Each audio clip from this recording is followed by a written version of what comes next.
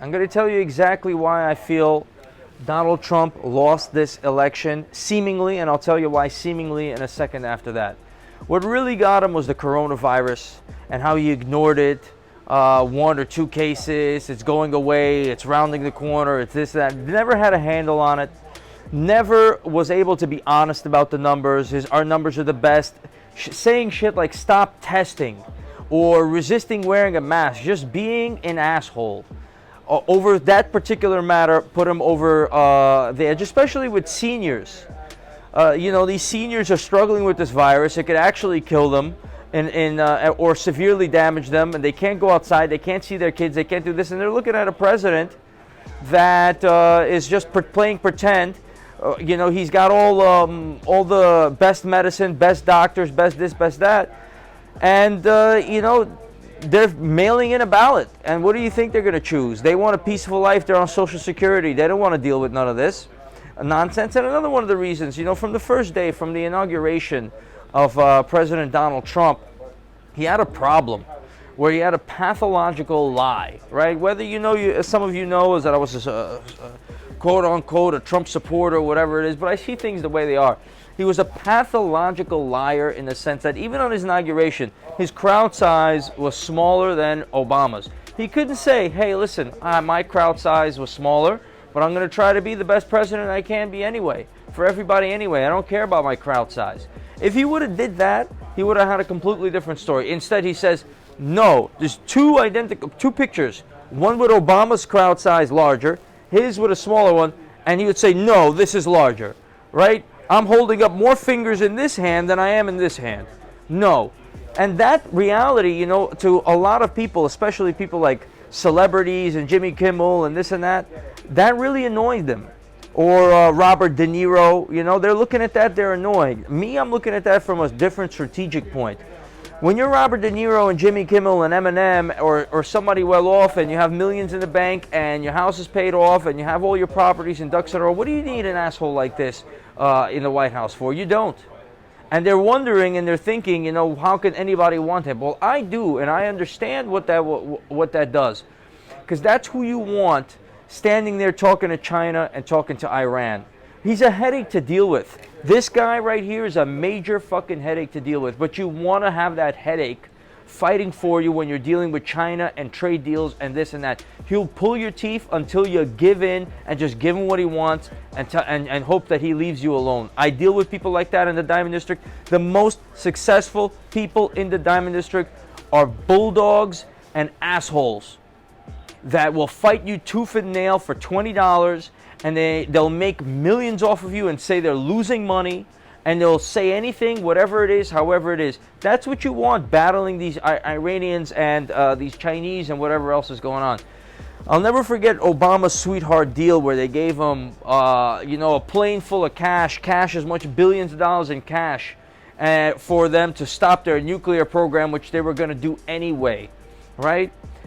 These sweetheart deals, giving things away, right? When so many people are in need in this country, so much investment is necessary in infrastructure. Obama just gave away sweetheart deals to Iran for a legacy and, everything on paper to be sweet and this and that. And people bought it up. What the fuck does Jimmy Kimmel give a shit whether a boatload of cash is dropped off in Iran and not in Detroit, where he could invest into this? He doesn't give a shit. His life is good. He's hanging out with celebrities. His weekend plans are not going to change if money's invested in this country and rather than Iran. And he just wants a nice, clean-cut president talking, hey, my fellow Americans, peace and love, hope and change. I see things differently, of course, and I knew he's an asshole, but a lot of people that didn't sit well with, even my father voted for Joe Biden because he had enough. He had enough of this nasty attitude that this guy had, lying and bulldogging his way around. But don't count him out just yet. I mean, we're going to assume that he lost and Joe Biden won, and then he's definitely going to come back in 2024. Whether he wins or loses in 2024 is unknown. But you're going to see the true face of Donald Trump right now. He's talking about a strike on Iran before he leaves, just to give Joe Biden a little welcoming gift for him to deal with, and that's fucked up. But you know, Iran and this and that regime, I don't really know about that. But his attitude and what he's not even conceding, he's not transferring the election, he's not doing anything. In fact, he's still battling, and he still has somewhat of a chance, right? What is he trying to do? He's trying to flip every state that's out there. You know, you see us 10 minutes ago from right now. The only thing secure about the 2020 election was that it was virtually impenetrable by foreign powers. On that, the Trump administration takes great credit. Unfortunately, radical left Democrats, Dominion, and others were perhaps more successful. So he's still saying that they took over the election. Talk is cheap, right? Dead people voted. I won the election. All this other stuff. But he's trying to battle Arizona. He's trying to look for the votes. He's trying to flip these states, these razor-thin margins in all these states, these mail-in ballots that were cast over this or any little story. And he has a chance because he needs to flip 3 or 4 states to pull this off. And don't count him out. He's an animal. He's an animal, and that's what I liked about him, because he had to put his foot down with these other powers out there. You needed a beast like him, but you're not going to have that anymore, and that's fine. We're just I'm going to close my eyes and hope all is well. And whatever people are going to be nipping at the heels of America and trying to rip it off for the next 4 years, if that's the case, that's the case. I hope that's not, but I'll acknowledge 100% exactly what made Donald Trump lose, which was his character and the coronavirus and how he handled that and how he handled specific things. That's just really my take on the matter. Of course, you could comment whatever you like. Comment whatever stories you want me to cover as well. We might cover it. We'll throw some shares your way. I'm going to get back into that. Right now, I'm just getting you the story of exactly my perspective on Donald Trump.